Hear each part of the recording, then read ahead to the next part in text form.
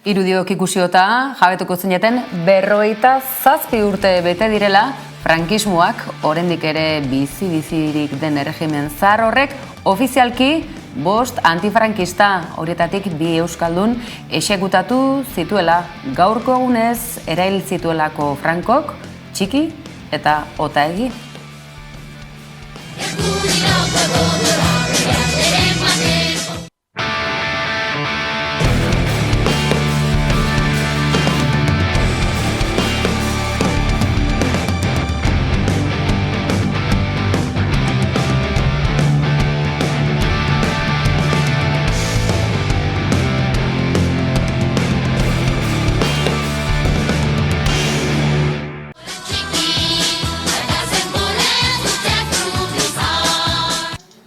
Nork esango liguke, garai hartan mundu mailan halako boom eta erreferentzia zuten taldeek eusko gudariak ere abestuko zuketenik.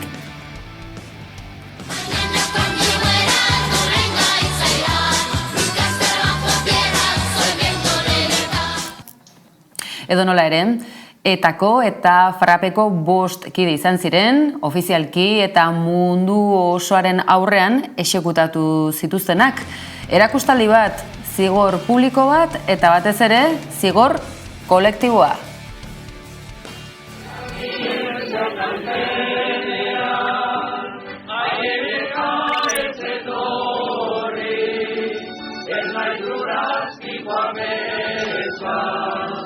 Askatasun aizeana, ziatien nauzea, aieneka ez etorri, ez naiz lurrazpikoa mea, askatasun aizea.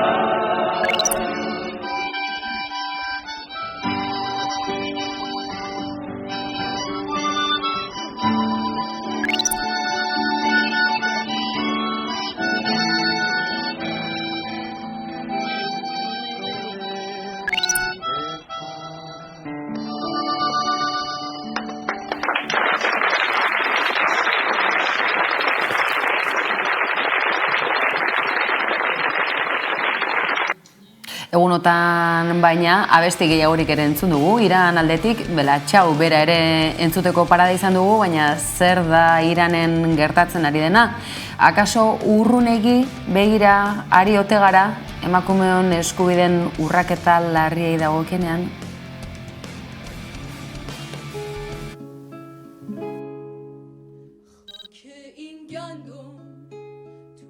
Bertako mugimendu feministeko orain dela urte asko daramate eta izan dituzte hainbat erronkak, izan dituzte hainbat manifestazio, hemendik, hau izan da, eta gertatzen dena Iran da baita ere dagoen testuinguru konkretu honetan, gertatzen ari da momentu honetan, gero eta tentsio poliziala, gero eta egoera violentoa, gero eta gora eta konkretuki emakumeen kontra, hau izan da hilketa eta hilketa oso violentoa, baina egon dire, bestelako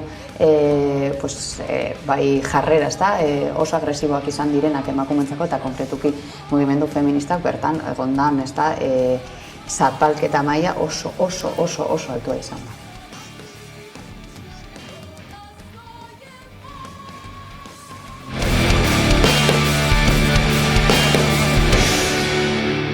Baina jar gaitezen fetitxistak, urrunean zer nolako eskubide urraketak gertatzen diren, lasai egon zaitezte Italian Mussoliniren hilo bat dirudien honek ez du eta apenas zer esanik ekarriko?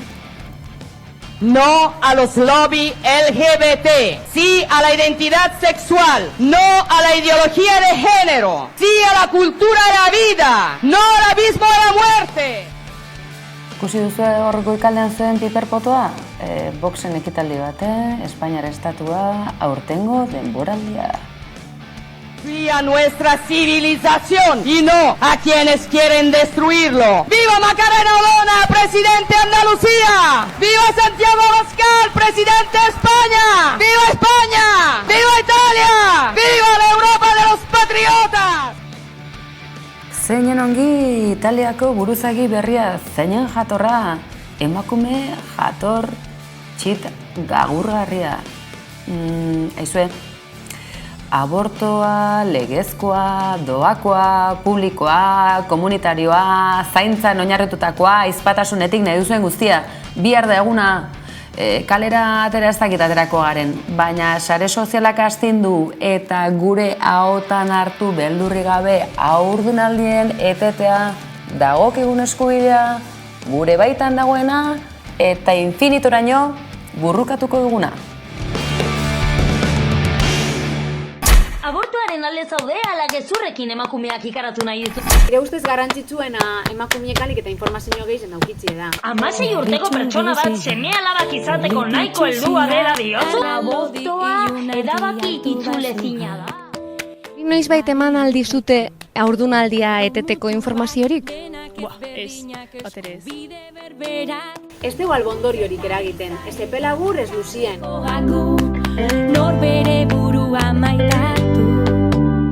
Eta gehienak arazo barik lortzen dabe haurdun geratzie gerora. Aukera nira izango da. Onartezina da, beti! Nire gorputza Abortatzen dituzten emakumeak ez dira zoro bihurtuko. azkeda librea. Ez dira bizi osorako traumatizatuko. Dudan moduan. Eta ez dituzte fetuarekin amets gaiztoak izango. Dudan munduan. Utzi ditzagun behingoz, estigma sozialengatik emakumea zigortzeari.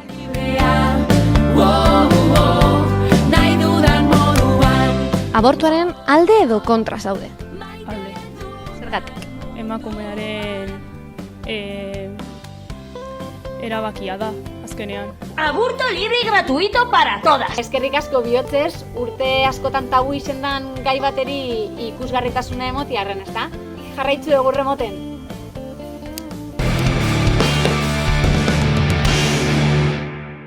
Bueno, ni abortoaren alde nago. Putos hippies katolikos. Ikusgarritasuna garrantzitsua delako, baina baita jakintza bera ere, ze puntutarainoko ez jakintasuna den nagusi, zoritxarrez.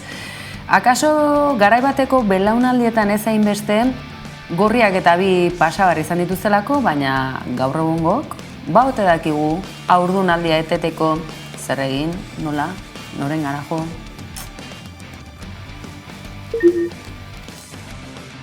Noizbait abortatu aldozue?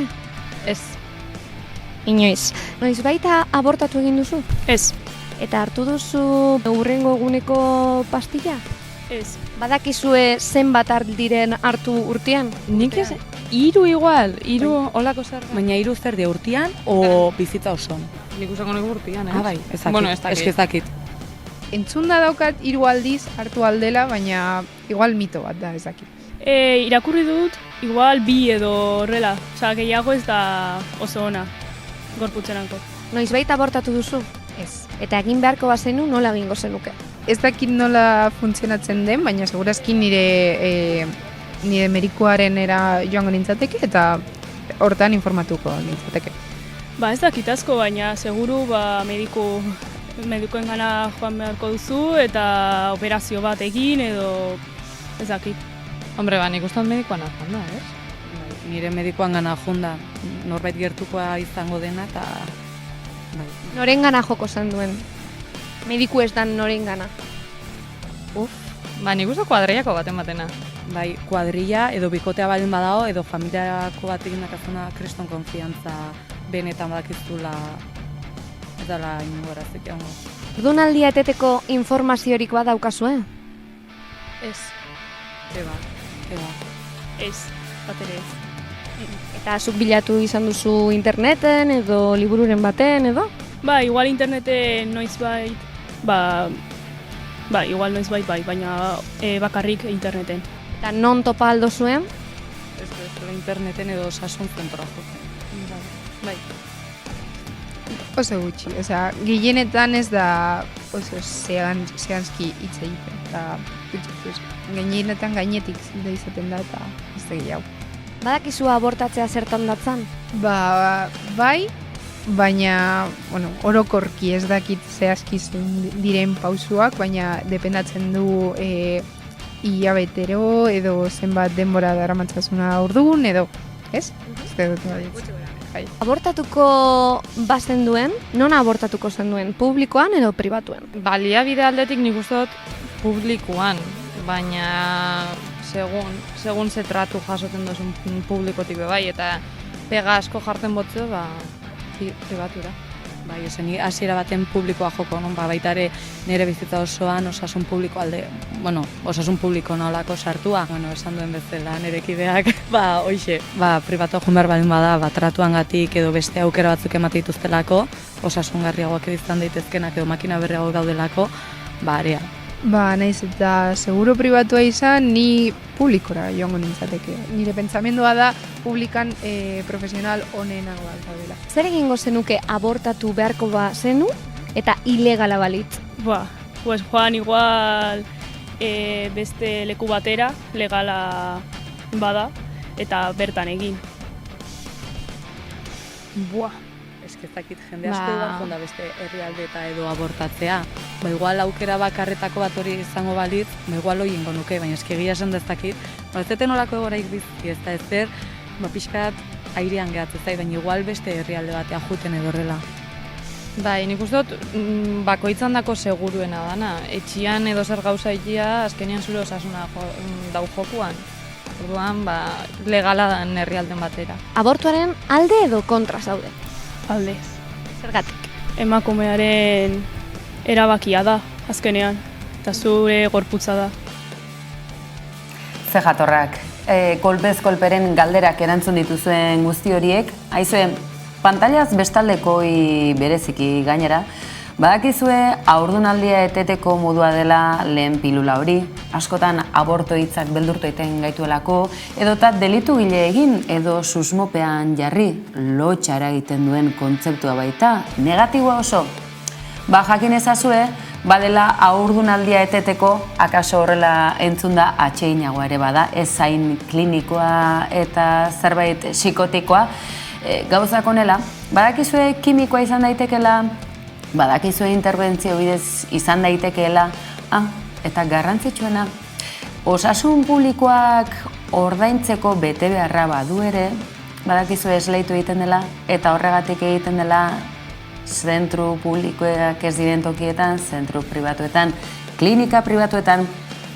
Gauzak honela, badirudi eskubidea izan badugula, baina praktikara eramateko hortxe izaten ditugu goraberak eta oztopoak handiak gainera. Horri buruz hitz egingo dugu, bihar izango da gainera horretarako eguna, eta gurekin izango du gainera Irati Sierra medikua. Bitartean, aurrerapen honekin utzi gaitu. Milesker, kolpez kolpe, medikuntzako tartetxu bat eskaintzi arren, eta eskerrik asko bihotzez, urte askotan tabu izendan gai bateri ikusgarritasuna emoti arren, ezta? Beste barik, menorkatik jarraitzu egurre moten. Izan ere, zer uste zen duten ba? Genero bereizketa, oraindik ere urrunean ez, Nafarroan, hain bizirik dagoena, edotara Bizkaia eta Gipuzkoan baita ere, eta guztia gainera diru publikoarekin ondo hornituta mantentzen den hori, erregimen zaharra bizirik mantentzen diren zentro horietan, zer lortuko ote da ba? Aurretiaz aipatu dugun gaia ez dago hain urrun. Genero bereizketak, eskubide bereizketak baitak hartza. Sexu segregazioa errealitate da oraindik hezkuntzan Iruñako zeinbait eskoletan. Esate baterako Irabia, Izaga eta Mirabaia Zerredien eskoletan sexuaren banabera banatzen dituzte ikasleak oraindik.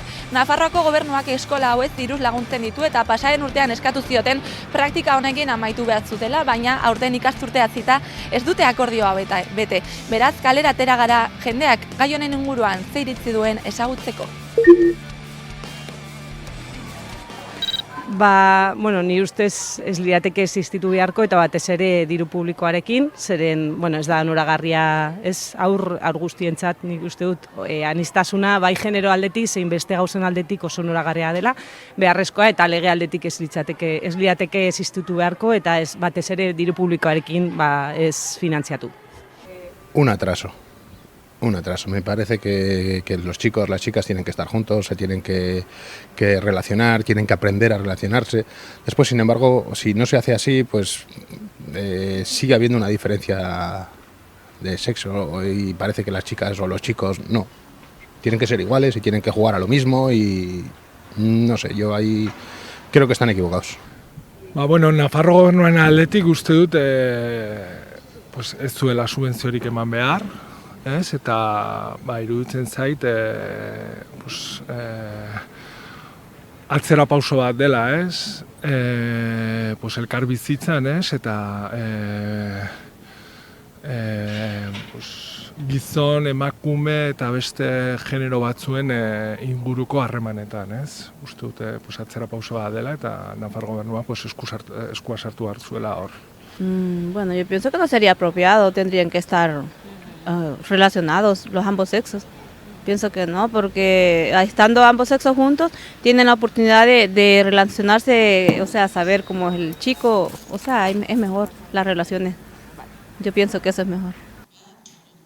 Hain eskubide reproduktiboak ote ditugu eta oraindik ere bigarren mailako izaten segitzen dugu. Kontrakoa diozuenok oso oker zabiltzate, oso ondo baitakigu bigarren mailako klase honetan bizi garenok. Guzti honek zer nolako eragina dauka gure sexu osasunean zuzenekoa? Ez baitugu akaso orain aipatutako zentrugietan esate baterako behar bezalako hezkuntzari jasotzen eta praktikarekin begira zenbat eragozpen. Praktikari dagokionean hobetzekorik baute dugu eta nondik Iñaki konta eguzu.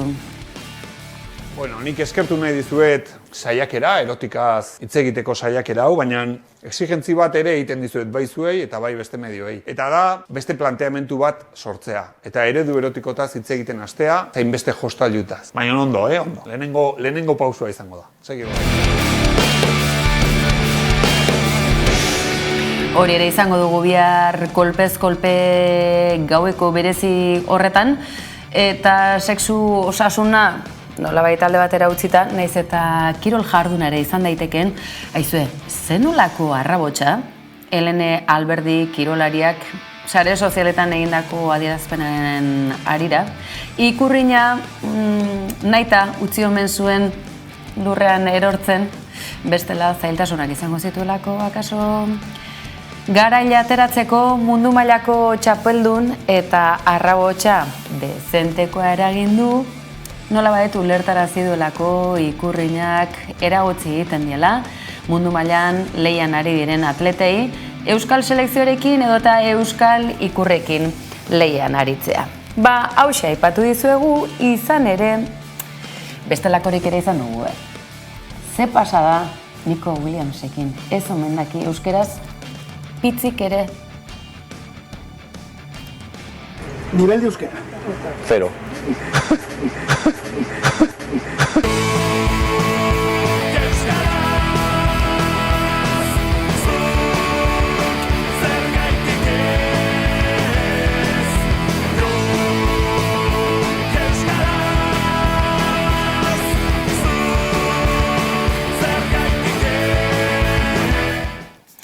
Zer gertatzen ote zaie gure atleta eta goi mailako kiroletan diharduten pertsona ezagunei? Euskal ikurrak, euskal hizkuntza euskara, eragozpena, lotxarako arrazoi ere ote da. Ez dakit nik beteranoen eredua den jarretu barrekoa, ez dakit pasa diren zertxu bet gu ere baikoak.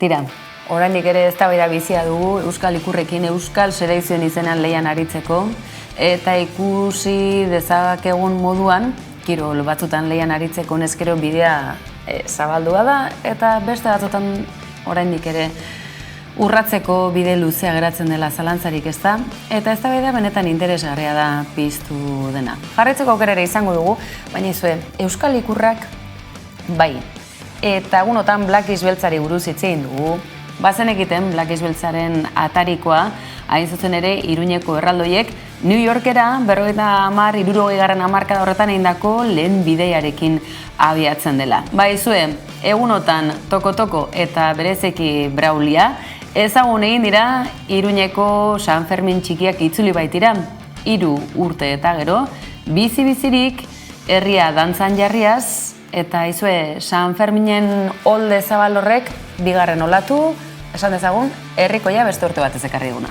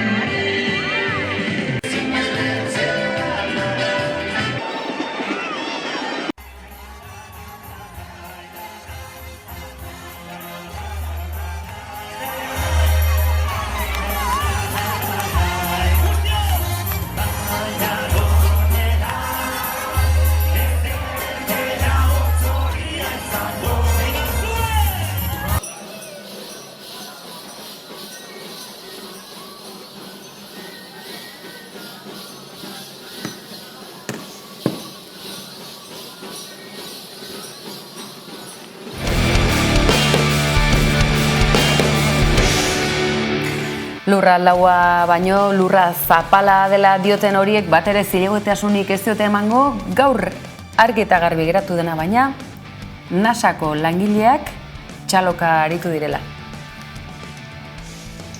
Starting to see those individual boulders there. You can see shadows of the various rocks on the surface. It's amazing, guys. Oh my goodness, look at that. Unbelievable. Yeah. Looks to me like we're headed straight in.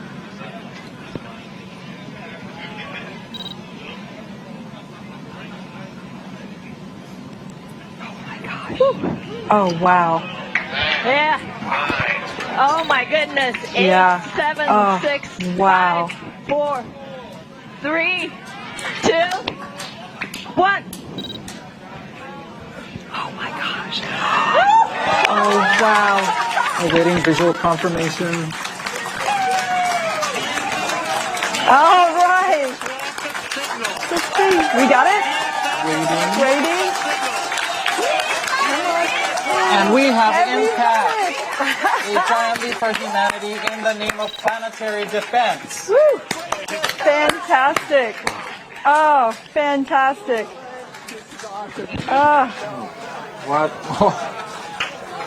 What a moment. Very few words can really capture this moment. This is beautiful to watch. Ez dakigu, egunotan Errusiarekin alako ezin ikusia adierazi duten garaiotan mendebaldea eta kasi ekialdea hain aurrez aurre, NASAk ere bere jokaldi propioa egin behar ote, gauza da, gauzak dauden bezala, tabakoarekin arazo serioa izaten segitzen dugula. Zenbat erretzaile hiltzen dira munduan tabakoagatik? Herritarren ekimen batek abian jarri nahi du 2028tik aurrera Europar Batasunak tabakoa erosteko gutxieneko adina urtero igotzea. Horrela 2010ean jaiotakoek urte horretan 18 urte beteko dituztenek eta egungo arauekin tabakoa erosteko gaituta daudenek ezin izango dute inoiz legezko adinera iritsi. Ekimen honen helburua da tabakori gabeko Europarren lehen belaunaldia lortzea eta gero ondorengo belaunaldiak etorriko lirateke Espainiako no fumadores eta Europako beste elkarte batzuk bultzatutako proposamenaren arabera. Beraz, 2009an jaiotakoak izango aldira tabako erosten azkenak.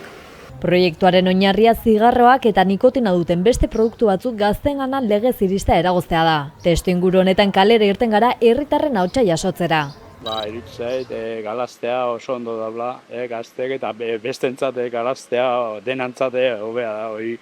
Netzat nik ez dut erretzen, leheno erretzen no, baina irutzeit erretzea absurdoa dela gauz bat. Eta, zeni irutzen, hori inbertzela, bate bestei esan, da tabakoa absurdoa dela. Eta nikotina eta bestea, eta engantzatu itizu eskenen, baina galaztea oso ondo irutzeit. Bueno, ni oso erretzailea izan naiz urte askotan eta oso dependentzia handia da eta orain kanpotik ikusten pues konturatzen naiz menpekotasunarik ez dira ezertarako balio. Eta horren kontra gauzak egiten badira, primeran. Ekimenak aurrera egin dezan gutxienez 1 milioi sinadura bildu behar dira urtebeteko epean Europar Batasuneko 7 herrialdetan. Hori lortuz gero Europako batzordeak erabaki beharko du proposatutako ekimenari buruzko neurriak hartuko dituen ala ez. Ekimenak beste proposamen batzuk ere jasotzen ditu, hala nola ikusentzunezko produkzioetan eta sare sozialetan tabakoaren publizitatea ezabatzea. Beste asmoetako bat, tabakorik eta zigarrorik gabeko ibaien eta parke naturalen hondartzen eta ibai ertzen Europako sarea sortza eskatzen da.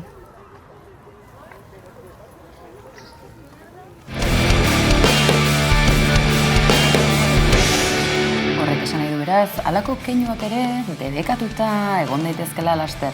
Ikusteke beraz, ikusita badaitago nikotinaren menpekotasunak izugarrizko triskantzak eragiten dituela gure gizarte honetan, eta hori ahaztezina da ikusteke baina.